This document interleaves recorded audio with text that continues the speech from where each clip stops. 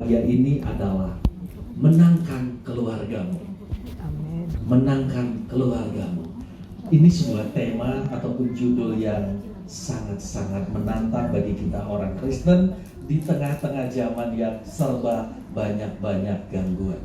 Kenapa dikatakan banyak-banyak gangguan, banyak distorsi? Pertama, godaan dunia. Godaan dunia yang paling berat apa bagi seluruh anggota STN Cinta Kasih? Para hepeng bro? Iyalah ya, sepakat ya? Hepeng ya? Duit. Anggaplah itu semua pergumulan setiap manusia. Lalu yang kedua, kalau problemnya adalah duit, bagaimana cara menyelesaikan atau mencari duit yang banyak. Tapi semakin dicari, semakin lari. Semakin dikejar, semakin lari. Kalau gitu kita buka firman Tuhan saja. Apa kata firman Tuhan? Kita buka dari sebentar. Kita mau buka dari Kisah Para Rasul 16.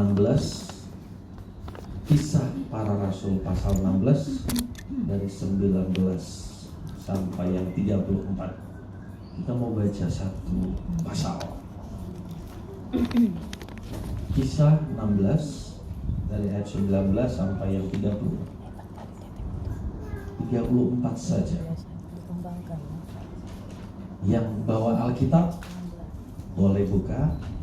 Yang punya headphone kudus boleh dibuka. Ya, karena kalau lagi buka Alkitab kudus dia. Baik, saya bacakan. Nanti Unwan dan Marfiroha ayat selanjutnya kita bergantian ya.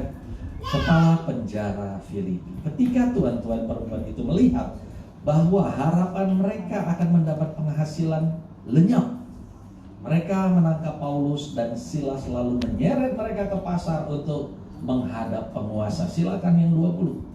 Setelah mereka membawa keduanya menghadap pembesar-pembesar kota itu, berkatalah mereka, katanya, orang-orang ini mengacau kota ini karena mereka orang Yahudi. Dan mereka mengajarkan adat istiadat yang kita sebagai orang Rom tidak boleh menerimanya atau menurutinya.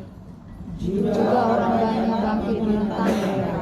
Lalu pembesar-pembesar kota itu menyuruh mengoyakkan pakaian dari tubuh mereka dan mendera mereka. Setelah mereka berkali-kali didera, mereka dilemparkan ke dalam penjara. Kepala penjara diperintahkan untuk menjaga mereka dengan sungguh-sungguh. Sesuai dengan perintah itu, kepala penjara memasukkan mereka ke ruang penjara yang paling tengah dan membelenggu kaki mereka dalam pasuman yang kuat. Tetapi kira-kira tengah malam Paulus dan Silas berdoa dan menyanyikan puji-pujian kepada Allah, dan orang-orang hukuman lain mendengarkan mereka. Akan tetapi terjadilah gempa bumi yang hebat, sehingga sendi-sendi penjara itu goyah, dan seketika itu juga terbukalah semua pintu dan terbalaslah belenggu mereka semua. Ketika kepala penjara itu terjaga dari tidurnya dan melihat pintu-pintu penjara terbuka, ia menghunus pedangnya hendak membunuh diri karena ia menyangka bahwa orang-orang hukuman itu telah melarikan diri. Tetapi Paulus berseru dengan suara nyaring, katanya, jangan celakakan dirimu, sebab kami semuanya masih ada di sini. Kepala penjara itu menyuruh membawa suluh, lalu berlari masuk, dan dengan gemetar tersungkurlah ia di depan Paulus dan Silas. Ia mengantar mereka keluar sambil berkata, Tuan, apakah yang harus aku perbuat supaya aku selamat? Jawab mereka, percayalah kepada Tuhan Yesus Kristus, dan engkau akan selamat, engkau dan seisi rumahmu. Lalu mereka memberitakan firman Tuhan kepadanya dan kepada semua orang yang ada di rumahnya. Pada jam itu juga kepala penjara itu membawa mereka dan membasuh bilur mereka. Seketika itu juga ia dan keluarganya memberi diri dibaptis. 34 sama-sama. Lalu ia membawa mereka ke rumahnya dan menghidangkan makanan kepada mereka, dan ia sangat bergembira dan seisi rumahnya telah menjadi percaya kepada Allah. Haleluya.